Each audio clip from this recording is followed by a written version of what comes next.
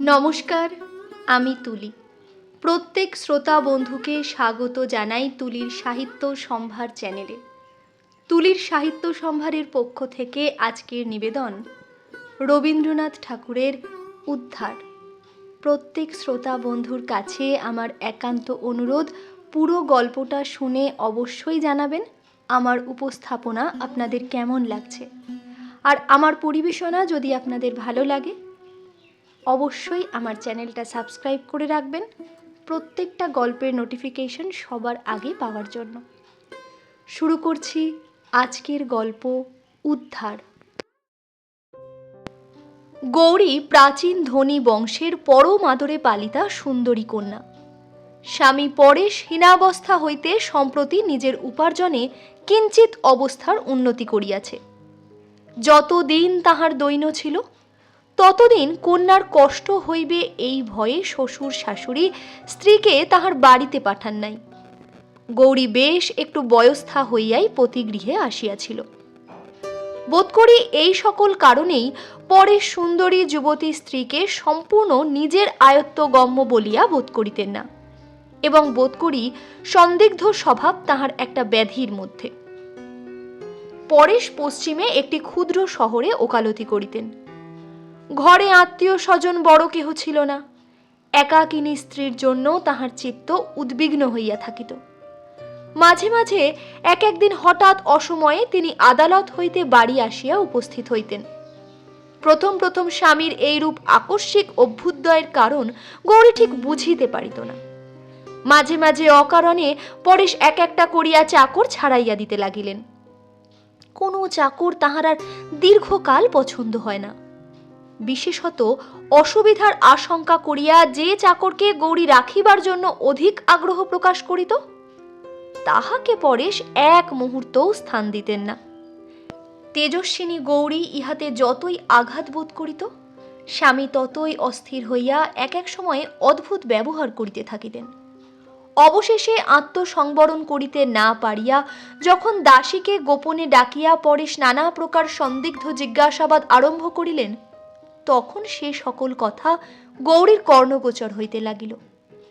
অভিমানিনী স্বল্পভাষিনী নারী অপমানে আহত সিংহিনীর ন্যায় অন্তরে অন্তরে উদ্দীপ্ত হইতে লাগিলেন, এবং এই উন্মত্ত সন্দেহ দম্পতির মাঝখানে প্রলয় খড়গের মতো পড়িয়া উভয়কে একেবারে বিচ্ছিন্ন করিয়া দিল।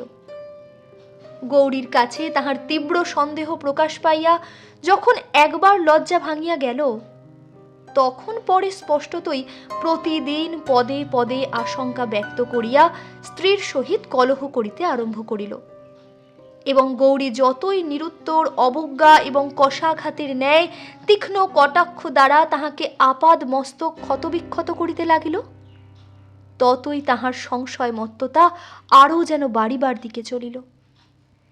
এইরূপ স্বামী সুখ হইতে প্রতিহত হইয়া পুত্রহীনা তরুণী ধর্মে মন দিল।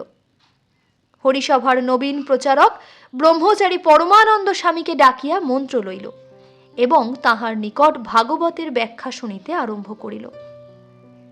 নারী হৃদয়ের সমস্ত ব্যর্থ স্নেহ প্রেম কেবল ভক্তি আকারে পুঞ্জীভূত হইয়া গুরুদেবের পদতলে সমর্পিত হইল।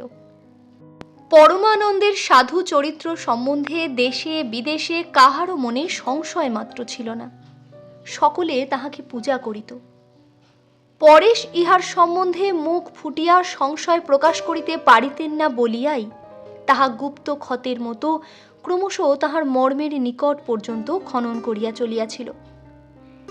একদিন সামান্য কারণে বিষ উদ্বিগিরিত হইয়া পড়িল। স্ত্রীর কাছে পরমানন্দকে উল্লেখ করিয়া দুশ্চরিত্র ভণ্ড বলিয়া গালি দিলেন এবং কহিলেন, তোমার শালগ্রাম স্পর্শ করিয়া শপথপূর্বক বলো দেখি, সেই বক ধার্মিককে তুমি মনে মনে ভালোবাসো না? দলিত ফণিনীর ন্যায় মুহূর্তের মধ্যে উদগ্র হইয়া মিথ্যা স্পর্ধা দ্বারা স্বামীকে বিদ্ধ করিয়া গৌরী রুদ্ধ কণ্ঠে কহিল, ভালোবাসি, তুমি কি করতে চাও করো। পরেশ তৎক্ষণাৎ ঘরে তালা চাবি লাগাইয়া তাহাকে রুদ্ধ করিয়া আদালতে চলিয়া গেল। অসহ্য রোষে গৌরী কোনো মতে দ্বার উন্মোচন করিয়া তৎক্ষণাৎ বাড়ি হইতে বাহির হইয়া গেল। পরমানন্দ নিভৃত ঘরে জনহীন মধ্যাহ্নে শাস্ত্রপাঠ করিতেছিলেন। হঠাৎ অমোঘ বাহিনী বিদ্যুল্লতার মতো গৌরী ব্রহ্মচারীর শাস্ত্রোধ্যায়নের মাঝখানে আসিয়া ভাঙিয়া পড়িল। গুরু কহিলেন, এ কি? শিষ্য কহিল, গুরুদেব, অপমানিত সংসার হইতে আমাকে উদ্ধার করিয়া লইয়া চলো। তোমার সেবা ব্রতে আমি জীবন উৎসর্গ করিব। পরমানন্দ কঠোর ভর্ৎসনা করিয়া গৌরীকে গৃহে ফিরাইয়া পাঠাইলেন। কিন্তু হায় গুরুদেব, সেদিনকার সেই অকস্মাচ্ছিন্ন বিচ্ছিন্ন অধ্যয়ন সূত্র আর কি তেমন করিয়া জোড়া লাগিতে পারিল? পরেশ গৃহে আসিয়া মুক্ত দ্বার দেখিয়া স্ত্রীকে জিজ্ঞাসা করিলেন, এখানে কে আসিয়াছিল? স্ত্রী কহিল, কেহ আসে নাই, আমি গুরুদেবের গৃহে গিয়াছিলাম। পরেশ মুহূর্তকাল পাংশু এবং পরক্ষণেই রক্তবর্ণ হইয়া কহিলেন, কেন গিয়াছিলে? গৌরী কহিল, আমার খুশি। সেদিন হইতে পাহারা বসাইয়া স্ত্রীকে ঘরে রুদ্ধ করিয়া পরেশ এমনই উপদ্রব আরম্ভ করিলেন যে শহরময় কুৎসা রটিয়া গেল। এই সকল কুৎসিত অপমান ও অত্যাচারের সংবাদে পরমানন্দের হরিচিন্তা দূর হইয়া গেল। এই নগর অবিলম্বে পরিত্যাগ করা তিনি কর্তব্যবোধ করিলেন, অথচ উৎপীড়িতকে ফেলিয়া কোনো মতেই দূরে যাইতে পারিলেন না। সন্ন্যাসীর এই কয়দিনকার দিন রাত্রের ইতিহাস কেবল অন্তর্যামীই জানেন। অবশেষে অবরোধের মধ্যে থাকিয়া গৌরী একদিন পত্র পাইল। বৎস, আলোচনা করিয়া দেখিলাম ইতিপূর্বে অনেক সাধ্বী সাধক রমণী কৃষ্ণ প্রেমে সংসার ত্যাগ করিয়াছেন। যদি সংসারের অত্যাচারে হরি পাদপদ্ম হইতে তোমার চিত্ত বিক্ষিপ্ত হইয়া থাকে, তবে জানাইলে ভগবানের সহায়তায় তাহার সেবিকাকে উদ্ধার করিয়া প্রভুর অভয় পদারবিন্দে উৎসর্গ করিতে প্রয়াসী হইব। 26শে ফাল্গুন বুধবারে অপরাহ্ন 2 ঘটিকার সময় ইচ্ছা করিলে তোমাদের পুষ্করিণী তীরে আমার সহিত সাক্ষাৎ হইতে পারিবে।